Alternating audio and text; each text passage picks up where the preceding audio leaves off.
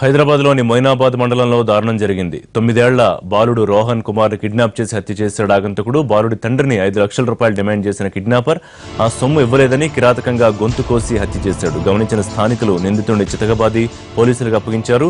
రాజీవ్ గృహ కల్పలో బాలుడి మృతదేహం దొరికింది.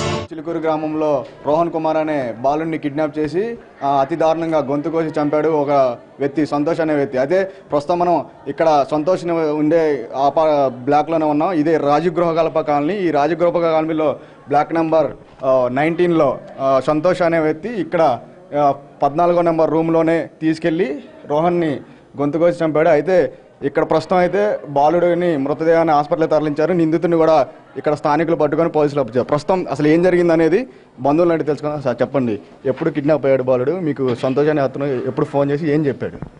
రాత్రి 10 గంటలకు ఫోన్ చేసాడు. ఫోన్ చేసి ఇక మేము పిల్లగాని మేము మంచిగా ఉంచినాము, నాకు 5 లక్షలు కావాలి అలానే అల్లమ్మకు ఫోన్ చేసాడు. ఫోన్ చేసి మళ్ళీ 5 లక్షలు కావాలి, మేము నువ్వు ఒకరే రావాలి, నువ్వు వచ్చి పైసలు తీసుకొని వస్తేనే మేము మంచిగా ఇస్తాము, నాకు పైసలు కావాలి, నీకు పిల్లగాడు కావాలని చెప్పారు. వినొచ్చు. మీరు ఆ సంతోష్ అనే అతను ఎప్పుడు ఎక్కడ ఉంటాడు? ఇక్కడే ఉంటాడా? మీకు ఏమైనా పరిచయం అతను? నాకు పరిచయం ఏం లేదు, కానీ కింద రూమ్లో ఉంటాడు, 5వ నంబర్ బ్లాక్లో ఉంటాడు. వాళ్ళకు ఎప్పటి నుంచి పరిచయమో మనకు తెలియదు. అది ఏం చేస్తుంటాడు సంతోష్ అనే అతను? అది బట్టల షాప్ అని చెప్పిండు, కానీ దానిలో 2 బాంబులు వెళ్ళినాయి. ఎందుకు చంపాడు? కేవలం ఈ డబ్బుల కోసమేనా? ఇంకేమైనా కారణాలు ఏమైనా ఉన్నాయి? అది పిల్లగాడు ఇప్పుడు బాంబులు చూసినందుకు ఇక చంపిండా, మళ్ళీ కూడా పైసల కోసం చంపిండా, అది మనకు తెలియదు సార్.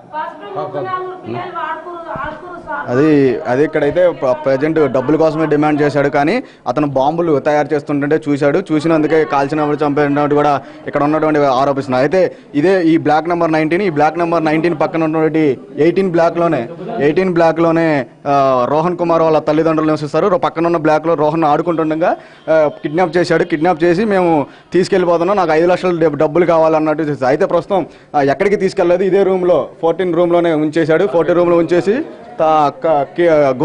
కిరాతకంగా గొంతు కోసి తీసుకెళ్లి పైన ఉన్నటువంటి వాటర్ ట్యాంక్ లో పడేసినటువంటి ఇక్కడ ఉన్నటువంటి పరిస్థితి. అయితే మిగతా కొంతమంది ఉన్నారు, ఆమెను అడిగి తెలుసుకుంది. అమ్మ చెప్పండి, ఏం జరిగింది అసలు? మా బాబు, ఈ బాబు, ఇంకో బాబు, ముగ్గురు కలిసి అది ఆడుకుంటారు సార్ ఇక్కడ. ఈరోజు నిన్న సండే కదా, స్కూల్ లేదు కదా అని ఇక్కడ వచ్చారు. మాది గిటంగా ఉంది ఇక్కడనే పోషన్. మేము పోషన్ లేక మా అక్క వాళ్ళు ఉంటారు, ముగ్గురు పిల్లలు వచ్చి సైకిల్ తోటి ఆడుకుంటుంటే ఇక్కడ వచ్చిరంట. ఇక్కడ వచ్చి ఆయన బాంబులు తయారు చేస్తున్నట. ఆ బాబు చూసి ఏమన్నాడంట, మా మమ్మీకి మా డాడీకి చెప్తా, నువ్వేమో తయారు చేస్తున్నావు అంకుల్ అంట అని చెప్పినట. అరే ఈ బాబు ఆయనతో వాళ్ళ అమ్మకు వాళ్ళ డాడీకి చెప్పగలడు, అందరికి తెలియగలదు అంట అని పిలుచుకున్నంట. చాక్లెట్ ఇసుకరా అని పిలుచుకొని ఇక బాబుని తీసుకొని రూమ్లోకి పోయినంట. మా బాబు భయపడి వచ్చిందంట. ఇంకొక వెనుక బాబును రా బాబు నువ్వు గిటంగా అంటే ఆ పిల్లగాడు భయపడి వెళ్ళలేడంట. ఈ ఒక్క బాబే వచ్చిందంట. వాళ్ళ మమ్మీ వాళ్ళ అమ్మమ్మ అందరు నైట్ మా ఇంటికి వచ్చిర్రు, చిలుకూరు విలేజ్కి వచ్చి అక్కడ మాట్లాడిరు. లేడు మా బాబు ఒక్కడే వచ్చిండు, మీ బాబు ఎక్కడ పోయిండో ఈ మెట్నగర్ సైకిల్ తీసుకొని పోయిరా అని అంటారు. కానీ ఆ ప్లాట్లలోనే ఉండొచ్చు అంట అని మేము చెప్పినాం. తర్వాతనే ఇంకొక 5-10 నిమిషాలకు ఇట్లా జరిగిందంట అని చెప్పిరు. కేవలం బాంబులు అతను తయారు చేస్తున్న బాంబులు చూడడం వల్లే రోహన్ కుమార్ని కూడా హత్య చేసినటువంటి స్థానికులు ఆరోపిస్తున్నటువంటి పరిస్థితి. ఈ రూమ్లో హత్య చేసి కిరాతంగా గొంతు కోసి తీసుకెళ్లి పైన ఉన్నటువంటి వాటర్ ట్యాంకులో కూడా పడేశాడు. వాటర్ ట్యాంకులో కూడా అయితే తన పిల్లవాడు ఎక్కడ ఉన్నాడు అనేది ఈ రాజగృహ కల్ప కాలనీలో ఇంటి అన్ని డోర్లు వెతకడంతో ఇక్కడ ఉన్నటువంటి పైనకి వెళ్ళి చూసిన సమయంలో మృతదేహం గుర్తుపట్టారు ఇక్కడ బంధువులు. అయితే తన సంతోష్ని ప్రస్తుతం పోలీసులు అదుపులో ఉన్నాడు. ప్రస్తుతానికైతే సంతోష్ రోహన్ మృతదేహాన్ని ఉస్మానియా మార్చురికి తరలించినటువంటి పరిస్థితి. ఇక్కడ బంధువులు మాత్రం అది కిరాతంగా చంపాడు, బాంబులకు కేవలం బాంబులు తయారు చేస్తున్న చూడడంతోనే చంపాడని కూడా ఇక్కడ ఉన్నటువంటి స్థానికులు బంధువులు ఆరోపిస్తున్నటువంటి పరిస్థితి. కెమెరామెన్ చరణ్ తేజతో వరప్రసాద్.